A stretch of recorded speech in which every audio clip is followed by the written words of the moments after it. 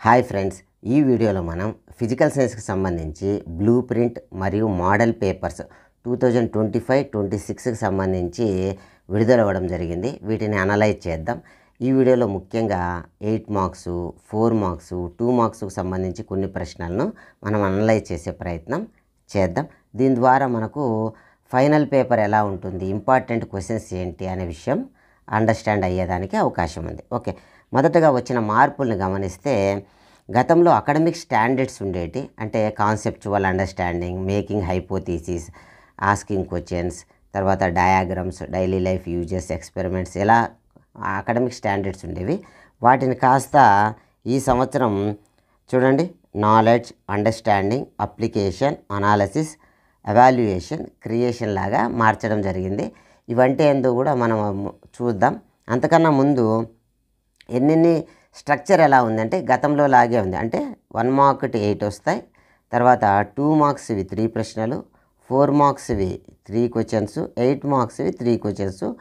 ఒక 8 మార్క్స్ క్వశ్చన్లో internal choice ఉంటుంది, మరియు 4 మార్క్ క్వశ్చన్స్లో డయాగ్రామ్ బేస్డ్ క్వశ్చన్స్కు ఒకటి ఇంటర్నల్ చాయిస్ ఉంటుంది. అంటే ఓవరాల్గా 4 క్వశ్చన్స్కు ఇంటర్నల్ చాయిస్ ఉంటాయి, మిగిలిన ఎక్కడ కూడా చాయిస్ అనేటివి ఉండవన్నమాట. ఇక చూడండి, వాటి యొక్క పర్సంటేజీలు చూస్తే నాలెడ్జ్కి 10 మార్క్స్, అండర్స్టాండింగ్కి 25% అంటే 12 మార్క్స్, అప్లికేషన్స్కి 10 మార్క్స్, అనాలసిస్కి 8 మార్క్స్, ఎవాల్యుయేషన్కి 5 మార్క్స్, క్రియేషన్కి 5 మార్క్స్, మొత్తం 50 మార్క్స్. మొత్తం 17 క్వశ్చన్స్, 50 మార్క్స్ మనం తెచ్చుకోవాలా. 2 అవర్స్ టైం అనమాట. ఇంతకీ మరియు ఇంకొక విషయం ఏంటంటే మనకి ఇవన్నీ కూడా చాప్టర్ల పేర్లు. ఈ మొదటి 4 కెమిస్ట్రీకి సంబంధించినవి, తర్వాత 4 ఫిజిక్స్కి సంబంధించినవి. ఈ చాప్టర్ల యొక్క వెయిటేజ్ ఎలా ఉందంటే ఇక్కడ చూపిన విధంగా ఉంది. ఈ మార్క్స్ అయితే 2 మోడల్ పేపర్స్లో కూడా ఫిక్స్డ్గా ఉంచడం జరిగింది. అదే కావున పబ్లిక్లో కూడా ఇలానే, అంటే కెమికల్ రియాక్షన్స్కు 9 మార్క్స్, యాసిడ్ బేసిస్ సాల్ట్స్కు 10 మార్క్స్, ఇలా ఫిక్స్డ్గా ఉండేదానికి అవకాశం ఉందన్నమాట. మరియు డిఫికల్టీ 15%, ఈజీ 40%, యావరేజ్ 45% రూపంలో ఈ ప్రశ్నపత్రాలను రూపొందించడం జరిగింది. ఇంతకీ నాలెడ్జ్ అంటే ఏంటి అంటే వీటికి సంబంధించి నాలెడ్జ్, అండర్స్టాండింగ్కి సంబంధించి కొన్ని కీవర్డ్స్ ఎలా ఉంటాయి అనేది మనం మొదటగా పరిశీలన చేద్దాం. నాలెడ్జ్కి సంబంధించిన ప్రశ్నల్లో MCQs అంటే మల్టిపుల్ చాయిస్ ప్రశ్నలు ఉంటాయి. ఇవి జనరల్గా నాలెడ్జ్ అంటే మనం టెక్స్ట్ బుక్లో చదువుకున్న అంశం ఏదైతే ఉందో అది జ్ఞప్తికి ఉంచుకొని రాయగలిగే విధంగా ఉన్న ప్రశ్నలు. ఇక్కడెక్కడ కూడా స్పెషల్ థింకింగ్ లేకుండా కేవలం టెక్స్ట్ బుక్లో ఉన్నది జ్ఞప్తి పెట్టుకొని రాయగలిగే విధంగా ఉండే ప్రశ్నలను నాలెడ్జ్ బేస్డ్ ప్రశ్నలు అని అంటాం. సాధారణంగా మల్టిపుల్ చాయిస్ ప్రశ్నలు అనేటి, తర్వాత ఫిల్ ఇన్ ద బ్లాంక్స్ అనేవి, తర్వాత డిఫైన్, టెక్స్ట్ బుక్లో ఇచ్చినటువంటి డెఫినేషన్స్, మరియు వాట్ ఈజ్ లాంటి ప్రశ్నలు, తర్వాత స్టేట్ అండ్ ఎక్స్ప్లెయిన్ అనేటువంటి ప్రశ్నలు, తర్వాత right SI units, right formula, ఇలాంటి ప్రశ్నలు నాలెడ్జ్ బేస్డ్ ప్రశ్నలుగా మనం చెప్పుకోవచ్చు అన్నమాట. ఈ నాలెడ్జ్ బేస్డ్ ప్రశ్నలు ఎన్ని వస్తాయంటే మనకు 10 మార్క్స్కి వస్తాయి. ఖచ్చితంగా ఒక 8 మార్క్స్ ప్రశ్న వస్తుంది. మిగిలిన 2 మార్కులకు 2 మార్కుల ప్రశ్న కానీ 1+1 మార్కులు కానీ వచ్చేదానికి అవకాశం ఉందన్నమాట. మరి నెక్స్ట్ కాంపిటెన్సీ ఏంటంటే అండర్స్టాండింగ్. ఇది నాలెడ్జ్ కన్నా కొంత హై గ్రేడ్ ఉన్నటువంటిది. ఇక్కడ కూడా కొన్ని సందర్భాల్లో మల్టిపుల్ చాయిస్ ప్రశ్నలు, ఫిల్ ఇన్ ద బ్లాంక్స్ ఇవ్వవచ్చు, కాకపోతే కొంత థాట్ ప్రాసెస్ ఎక్కువ ఉండాలన్నమాట నాలెడ్జ్ కన్నా. ఓకే, ఇక్కడ ఎలాంటి ప్రశ్నలు వస్తాయంటే ఎక్స్ప్లెయిన్ చేయమంటారు. వేటిని? ఎక్స్పెరిమెంట్స్ను, యాక్టివిటీస్ని ఎక్స్ప్లెయిన్ చేయటువంటి ప్రశ్నలు 8 మార్క్స్కి వస్తాయి. మొత్తం 12 మార్క్స్. 12 మార్క్స్లో ఒక 8 మార్క్స్ క్వశ్చన్ ఖచ్చితంగా వస్తుంది. ఇక మిగిలిన 4 అనేటి 4 1 మార్క్స్ రావచ్చు, ఒక 2 మార్కు, 2 1 మార్కులుగా వచ్చేదానికి అవకాశం ఉంది అన్నమాట. సో 8 మార్క్స్కి అయితే మన టెక్స్ట్ బుక్లోని ఎక్స్పెరిమెంట్లు, యాక్టివిటీలు వస్తాయి. సో మరియు 2 మార్క్స్గా 1 మార్కుగా డిఫరెన్స్ మరియు డిస్క్రైబ్, గివ్ ఎగ్జాంపుల్ లాంటి ప్రశ్నలు రావడం జరుగుతుంది. ఒక్కసారి గమనిస్తే గివ్ ఎగ్జాంపుల్స్, ఇక్కడ what will be the resultant resistance, explain the procedure. చూడండి, ఒక ఎక్స్పెరిమెంట్కి సంబంధించి explain the procedure, right the activity, describe the activity, right an activity, ఇలాంటి ప్రశ్నలు రావడం జరుగుతుందన్నమాట. నెక్స్ట్ 3వ కాంపిటెన్సీ ఏంటంటే అప్లికేషన్. అప్లికేషన్ అంటే ఎలాంటి ప్రశ్నలు అడగచ్చు అంటే ఇవి మొత్తం 10 మార్క్స్కి రావడం జరుగుతుంది. అయితే అప్లికేషన్లో 8 మార్క్స్ ప్రశ్న రాదు, 4 మార్క్స్ వచ్చి మిగిలిన 2కి 2 మార్క్స్ రావచ్చు, లేదా 2 1 మార్క్ క్వశ్చన్లుగా రావచ్చు అనమాట. అప్లికేషన్ అంటే డ్రా ద డయాగ్రామ్ అనేది అప్లికేషన్ కింద, మరియు రైట్ యూజెస్, రైట్ అప్లికేషన్స్, మరియు ఏదైనా ప్రాబ్లంలో క్యాలిక్యులేషన్స్, యూజ్ దట్ ఫార్ములా, ఆ ఫార్ములాని యూజ్ చేసి చేయండి. ఇలాంటి ప్రశ్నలన్నీ కూడా అప్లికేషన్ కేటగిరీకి సంబంధించినవి. మరి కొన్ని ఓకే. నెక్స్ట్ కేటగిరీ వచ్చి అనాలసిస్వి 8 మార్క్స్ వస్తాయి. ఇది ఒకటే ఒక ప్రశ్న 8 మార్క్స్ ప్రశ్నగా వచ్చేస్తుంది అన్నమాట. కాబట్టి ఇవి ఎలాంటి 4, 2 అలా ఉండవు, ఏకదం ఒకటే 8 మార్క్స్ క్వశ్చన్స్గా వచ్చేస్తారు. ఎలాంటి క్వశ్చన్లు వస్తాయంటే బ్యాలెన్స్ ద కెమికల్ ఈక్వేషన్, మరియు కంప్లీట్ ద టేబుల్, ఇలాంటి ఒక టేబుల్ ఇచ్చి కంప్లీట్ చేయమంటారనమాట. కొంత హోమోలాగస్ సిరీస్ మీద అవగాహన ఉన్న వాళ్ళు ఇక్కడ చేయగలుగుతాం అన్నమాట. అదేవిధంగా ఒక సిచ్యువేషన్ ఇచ్చేసి ఆ సిచ్యువేషన్లో ఆ పర్సన్కు ఉన్నటువంటి ప్రాబ్లం ఏంది, కెన్ యూ రెక్టిఫై అనే మోడల్లో, మరియు డిరైవ్ ద ఎక్స్ప్రెషన్ అనేటువంటి రకంగా, మరియు ఇంటర్ప్రెట్ ద డేటాను ఇంటర్ప్రెట్ చేసే విధంగా ఉన్నటువంటి ప్రశ్నలను అనాలసిస్ బేస్డ్ ప్రశ్నలు అంటాం. ఇవి 8 మార్క్స్కి వస్తాయి. నెక్స్ట్ ఎవాల్యుయేషన్ అంటే ఆల్రెడీ కొంత సమాచారం ఉంటుంది, దాని నుంచి అదనపు సమాచారాన్ని మనం ఎక్స్ట్రాక్ట్ చేయాల్సి ఉంటుంది. ఆ రాగా ఉన్న సమాచారం నుంచి మనకు కావాల్సిన సమాచారాన్ని తెచ్చుకోగలిగిన నేచర్ని ఎవాల్యుయేషన్ అంటాం. So answer based on the given table నుంచి ఆన్సర్లు చేయమంటున్నారు. బేస్డ్ ఆన్ ద డయాగ్రామ్ నుంచి చేయమంటారు. ఇక్కడ కొంత క్రిటికల్ థింకింగ్ ఉన్న ప్రశ్నలు, విచ్ ఈజ్ బెటర్ అనేటువంటి ప్రశ్నలు రావడం జరుగుతుంది. కొన్ని ఎగ్జాంపుల్ చూద్దాం. ఇక్కడ కొంత డేటా ఇచ్చి దానికి సంబంధించిన ప్రశ్నలు ఇవ్వడం జరిగింది. అదేవిధంగా ఒక డయాగ్రామ్ ఇచ్చి దానికి సంబంధించిన ప్రశ్నలు ఇవ్వడం జరిగింది. ఓకే, ఇక్కడ ఇలా ఇంత రావాలంటే ఎలా కనెక్ట్ చేయాలి అంటే క్రిటికల్ థింకింగ్ అనమాట. ఇలాంటి ప్రశ్నలు రావడం జరుగుతుంది.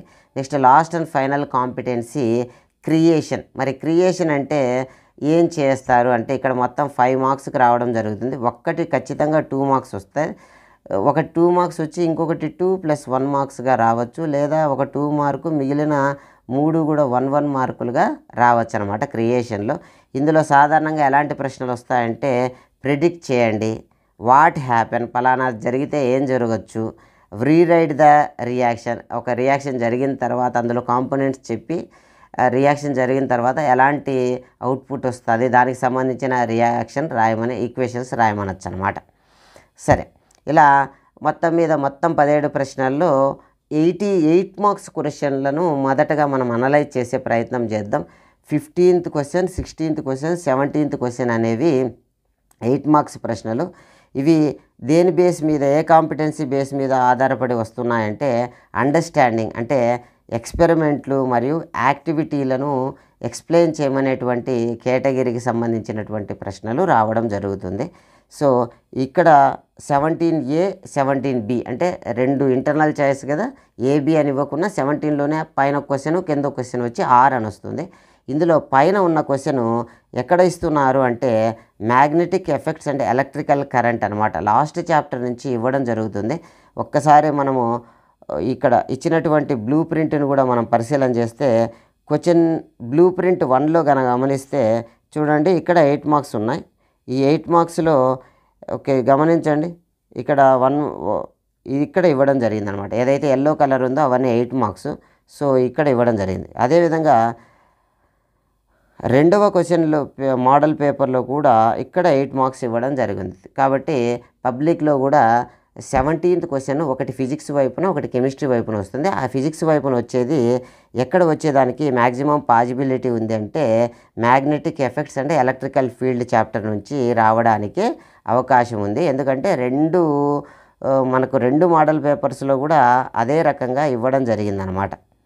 ఇక్కడ ఏది కూడా ఫిక్స్డ్ కాదు, బట్ ఒక అంచనా. ఎందుకంటే మనకు బ్లూ ప్రింట్ సెట్ అవ్వాలి, అన్ని చాప్టర్లకు ఈక్వల్ వెయిటేజ్ రావాలి, ఫిజిక్స్ కెమిస్ట్రీ ఈక్వల్ వెయిటేజ్ రావాలంటే ఇలాంటి పందాన్ని అనుసరించాలి. ఎవరి చేతికి ఇచ్చినా ఫైనల్ అవుట్పుట్ ఒక రకంగా వస్తుంది. కాబట్టి ఇక రెండింటిని బట్టి మనం ఒక అంచనా వేస్తున్నాం అన్నమాట. సో ఇక్కడ 17th క్వశ్చన్ అనేది magnetic effects and electrical field నుంచి రావడం జరుగుతుంది. అందులో ముఖ్యమైన ప్రశ్నలు ఏంటి అంటే describe an activity to show that magnetic field produce around a current carrying straight conductor wire. ఒక స్ట్రైట్ కరెంట్ కండక్టర్ వైర్ చుట్టూ మ్యాగ్నెటిక్ ఫీల్డ్ ఏర్పడుతుంది అని చూపేటువంటి యాక్టివిటీ రాయడం. లేదా నెక్స్ట్ మరొక క్వశ్చన్ వచ్చి ఐర్స్టెడ్ ఎక్స్పెరిమెంట్, అంటే ఒక కరెంట్ వెళ్ళే వైరే మ్యాగ్నెట్ లాగా బిహేవ్ చేస్తుంది అనేటువంటి యాక్టివిటీ అనమాట. అదేవిధంగా describe an activity force experience on current carrying conductor placed on magnetic field. ఒక మ్యాగ్నెటిక్ ఫీల్డ్లో ఇంకొక కరెంట్ క్యారియింగ్ వైర్ ఉంచితే ఇది కూడా మ్యాగ్నెట్ లాగా ప్రవర్తిస్తుంది కదా, కాబట్టి కొంత డిఫ్లెక్షన్ వస్తుంది, దానికి సంబంధించినటువంటి activity. Next describe an activity to show the direction of magnetic field lines to produce current carrying conductor. Okay, current వెళ్ళే వైర్ చుట్టూ, అది ఒక మ్యాగ్నెట్ కదా, దాని చుట్టూ మ్యాగ్నెటిక్ ఫీల్డ్ లైన్స్ ఎలా ఏర్పడతాయి అనేటువంటి విషయంని ఇక్కడ చూపేటువంటి యాక్టివిటీని రాయమంటున్నారు అన్నమాట. ఇది 17 పై భాగంలో ఫిజిక్స్ ఒకటి కెమిస్ట్రీ ఒకటి అన్నాం కదా, ఫిజిక్స్లో ఇంపార్టెంట్ క్వశ్చన్స్.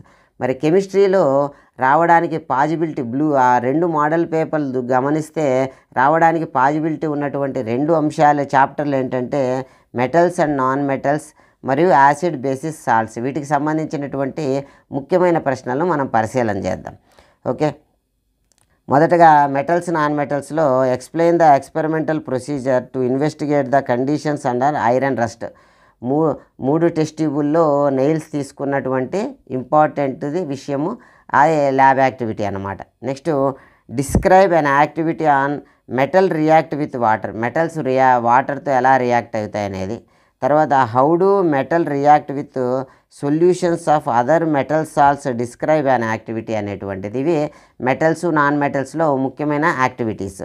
నెక్స్ట్ అదేవిధంగా యాసిడ్ బేసిస్లో ఇలా గత సంవత్సరంతో పోలిస్తే ఇలా ఫిక్స్డ్గా లేకపోవడం వల్ల కొంత అదనంగా మనం నేర్చుకోవాల్సిన అవసరం ఏర్పడుతుంది అనమాట.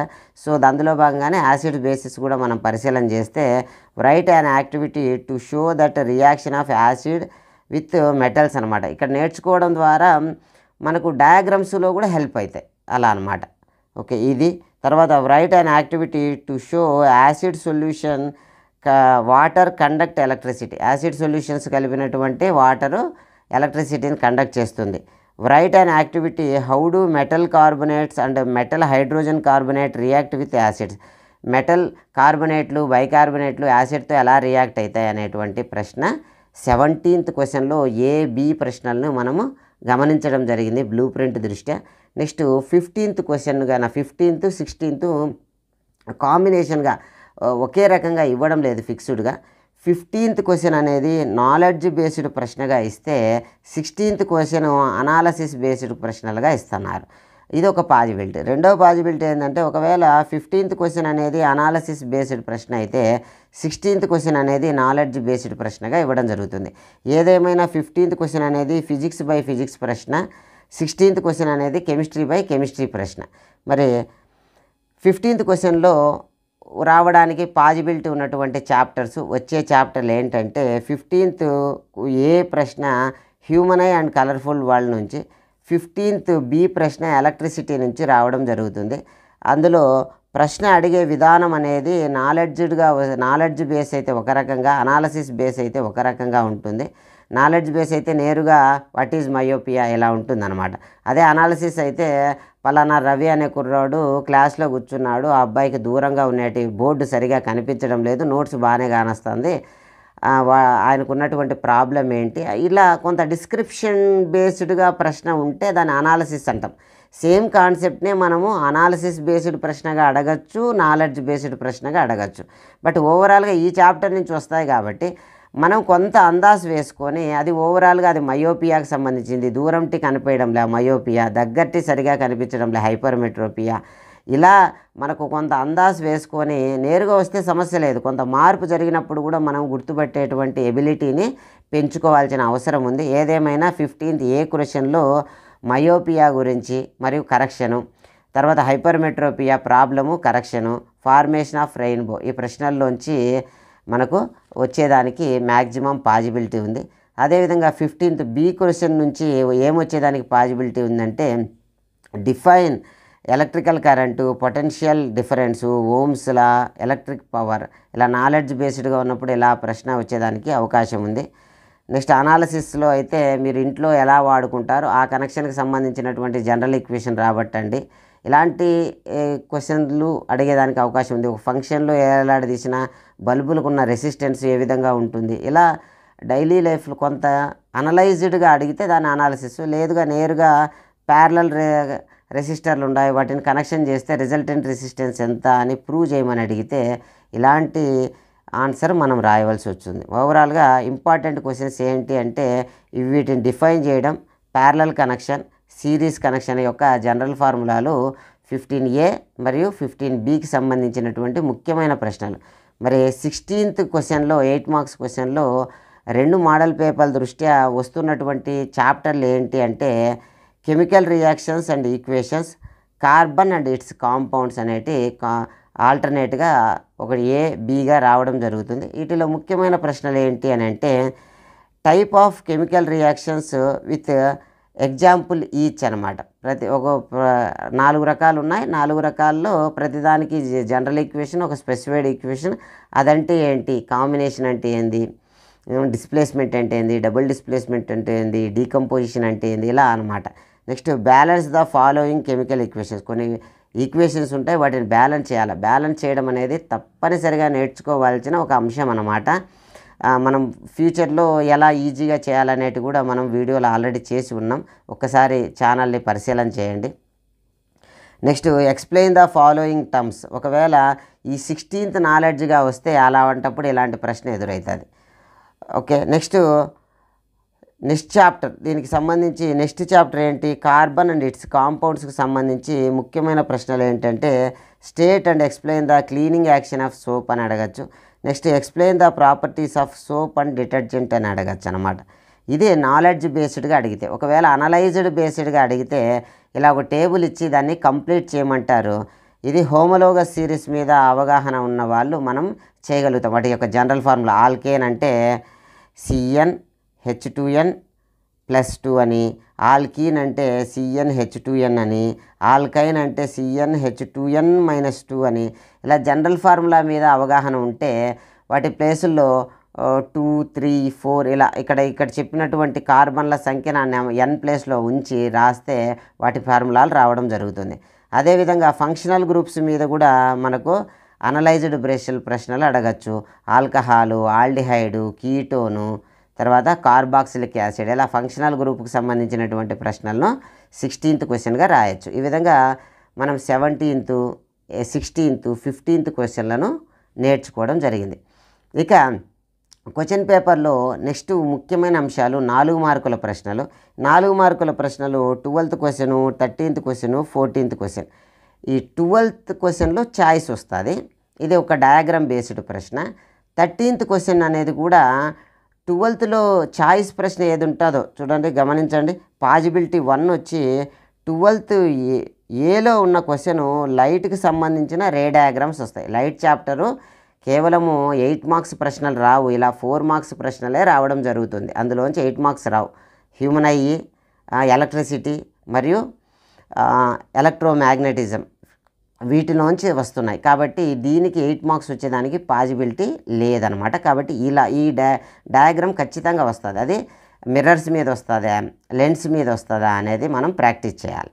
సో ఏదైతే 12వ దానికి ఛాయిస్ ఉంది. 12వ క్వశ్చన్లో ఏ భాగం అయితే లైట్కు సంబంధించిన రే డయాగ్రామ్ వస్తుంది, అది మిర్రరా లెన్స్ అనేది మనం ఒకసారి పరిశీలన చేద్దాం. మరి రెండోది అయితే దేని మీద డిపెండ్ అవుతుందంటే డిపెండ్ అపాన్ ద 17B ప్రశ్న.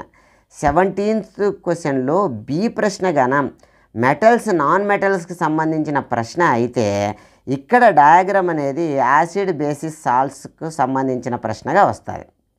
అదేవిధంగా 13th question, okay 12th question మరియు 13th క్వశ్చన్ కూడా యాసిడ్ బేసిసే వస్తుంది. ఒకవేళ 17th బి క్వశ్చన్ అనేది యాసిడ్ బేసిస్ సాల్ట్స్ మీద గాన వస్తే అప్పుడు 12thలో బి ప్రశ్న, 13th క్వశ్చన్ రెండు కూడా మెటల్స్ నాన్ మెటల్ చాప్టర్కి సంబంధించినటువంటి డయాగ్రాము మరియు దానికి సంబంధించిన యూజెస్ వస్తాయి. 13th క్వశ్చన్ యూజెస్కి సంబంధించిన ప్రశ్న అనేది మనం గుర్తుంచుకోవాలి. సో ఇది ఒక పాజిబిలిటీ. అయితే ఇప్పుడు మనం మాట్లాడుకునేది రెండో పాజిబిలిటీ. అంటే ఇక్కడ 17th బి అనేది మెటల్స్ నాన్ మెటల్స్ కాకుండా యాసిడ్ బేసిస్లో వస్తే ఇక్కడ metals non metals, uses of metals non metals రావడం జరుగుతుంది. మరి ఈ డయాగ్రాము ఫిజిక్స్ వైపున ఇక్కడ ఈ పాజిబిలిటీ ఉన్నా ఒక డయాగ్రామ్ అయితే మాత్రం లైట్కి సంబంధించి వస్తుంది. మరి అవి ఎక్కడి నుంచి వచ్చేదానికి పాజిబిలిటీ ఉందంటే మోస్ట్లీ కాన్కేవ్ మిర్రర్కి సంబంధించి డిఫరెంట్ పొజిషన్లో ఆబ్జెక్ట్ ఉంచితే ఇమేజ్ ఎక్కడ ఏర్పడుతుంది అనేది అడగడానికి ఎక్కువ పాజిబిలిటీ ఉన్న ప్రశ్నలు. ఇన్ జనరల్లీ ఈ సిచ్యువేషన్ ఎఫ్కి పీకి మధ్యలో ఆబ్జెక్ట్ ఉంటే ఇక్కడ వర్చువల్ ఇమేజ్ ఏర్పడడం, మిగిలిన సందర్భాల్లో రియల్ ఇమేజ్ ఏర్పడుతుంది, ఇక్కడ మాత్రం వర్చువల్ ఇమేజ్ ఏర్పడడం వల్ల ఈ కేసునైతే తప్పనిసరిగా అడుగుతున్నారు. ఇది కాకుండా ఇంకా మిగిలినది ఏదైనా సరే ఒక జనరల్గా ఒకటి అడగడం అనేది జరుగుతుంది. కాబట్టి కాన్కేవ్ మిర్రర్కి సంబంధించిన డయాగ్రామ్ నేర్చుకుంటే ఖచ్చితంగా మనం 4 మార్కుల ప్రశ్నను ఫేస్ చేయగలం. అదేవిధంగా లెన్స్కి సంబంధించి 12th మరొక పాజిబిలిటీ ఉన్నటువంటి 12th ఏ ప్రశ్న ఏంటంటే లెన్స్లో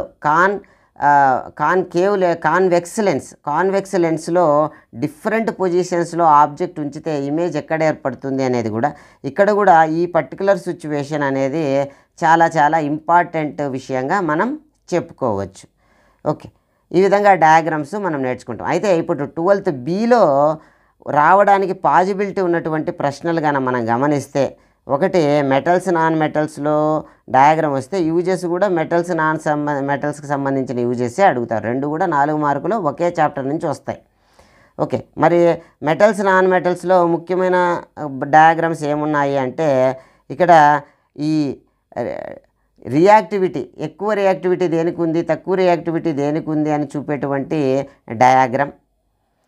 okay, reaction of metals with salt solution అనేటువంటి diagram. Next action of steam on metals అనేటువంటి diagram. Next metals are good conductors of heat అని చూపేటువంటి డయాగ్రామ్.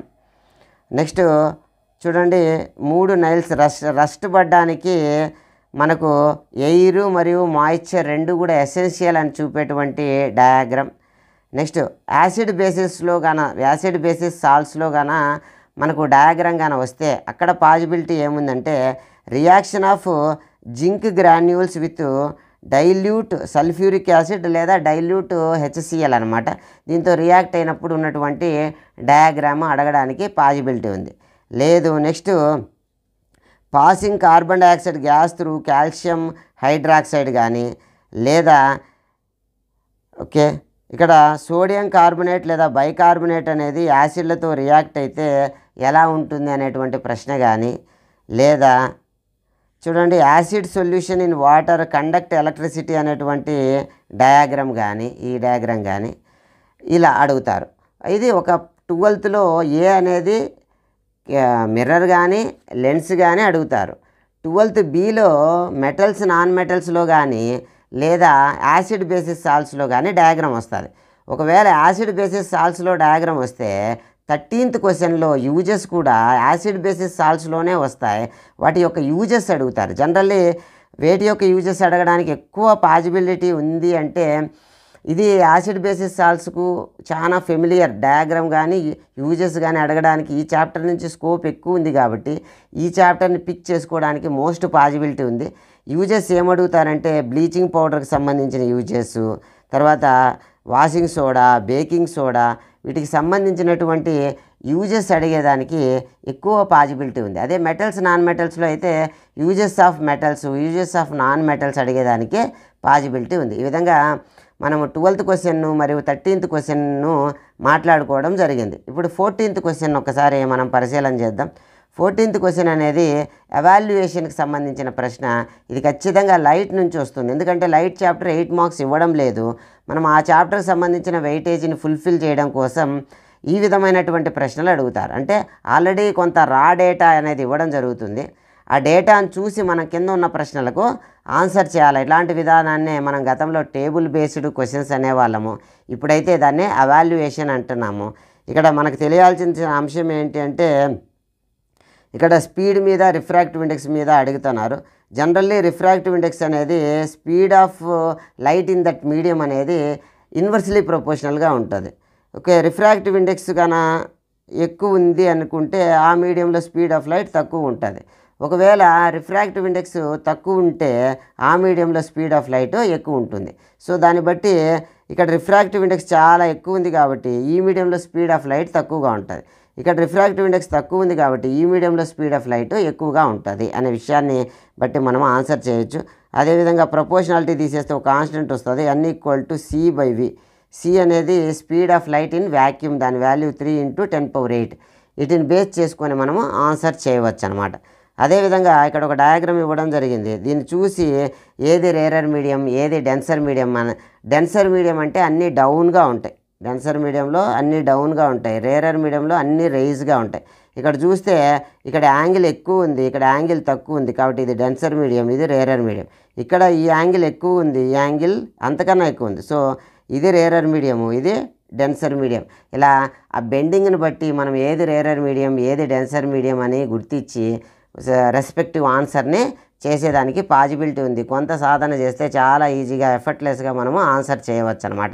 ఈ విధంగా మనము 3 8 24 మార్కులు, 3 4 12 మార్కులు. సో మార్కులు మొత్తము 6 3 36 మార్క్స్కు మనము అనాలసిస్ని చేయడం జరిగింది. ఇక 2 మార్క్స్కి వస్తే 2 మార్క్స్కు జనరల్గా క్రియేషన్కి సంబంధించిన ప్రశ్నలు అడగడం జరుగుతుంది. ఇందులో ప్రిడిక్షన్ ఉంటుంది. ఈ క్రియేషన్కి సంబంధించి 5 మార్క్స్కు మనకు అడగాలి. అందులో 2 మార్క్స్ ప్రశ్నలుగా అడగచ్చు, లేదా ఒక 2 మార్కు, మిగిలిన 3 1 మార్కుగా అడగచ్చు అనమాట. ఈ ప్రిడిక్షన్ అంటే ఏంటి అంటే వాట్ హ్యాపెన్, ఏం జరుగుతుంది, తర్వాత ప్రిడిక్ట్ ఊహించండి, తర్వాత ప్రిడిక్ట్. ఇలా what happen if curd and sour of the substance kept brass or copper vessel. వాటిలో ఉంచితే ఇది సోర్ అంటే యాసిడ్ నేచర్ ఉంది కదా, యాసిడ్ మెటల్ రియాక్ట్ అయ్యి అవి మనం తినడానికి అనారోగ్యకరంగా మారుతాయి. తర్వాత ప్రిడిక్ట్ వితౌట్ లెన్సెస్ లేకుంటే ఏం జరుగుతుందంటే ఐ డిఫెక్ట్స్ ఉన్న వాళ్ళ పరిస్థితి అలాగే బాధపడుతూ ఉండాల్సి వస్తుంది. టెలిస్కోపులు ఉండవు, మైక్రోస్కోపులు ఉండవు, ఇలా ఉంటాయన్నమాట. Next predict and right the series arrangement not used for the domestic circuits. ఎందుకని సిరీస్ అరేంజ్మెంట్ను ఇండ్లలో వాడరు, ఇలా ఊహించమని అడుగుతూ ఉంటారు. ఇలాంటి ప్రశ్నలు మనం నేర్చుకోవాల్సి వస్తుంది. ఇవి 2 మార్క్స్కు సంబంధించిన ముఖ్యమైన ప్రశ్నలుగా మనం చెప్పుకోవచ్చు. ఇంకా 1 మార్కు, ఇంకా మిగిలిన 2 మార్క్స్ను తర్వాత అనాలిసిస్లో మనం తెలుసుకునే ప్రయత్నం చేద్దాం. ఈ వీడియో ఎంతో కొంత మీకు ఈ క్వశ్చన్ పేపర్ మోడల్ పైన అవగాహన కలిగించి ఉంటుందనే భావిస్తున్నాను. ఒక్కసారి ఇక్కడ చూపేటువంటి దాన్ని స్క్రీన్ షాట్ తీసుకొని కొంత పరిశీలన చేయండి, మరింత మెరుగైన అవగాహన కలుగుతుంది. ఈ వీడియో చూసినందుకు ధన్యవాదాలు. ఏమైనా మార్పులు చేర్పులు ఉంటే మొదటి కామెంట్గా తెలియజేయడం జరుగుతుంది. Thank you one and all.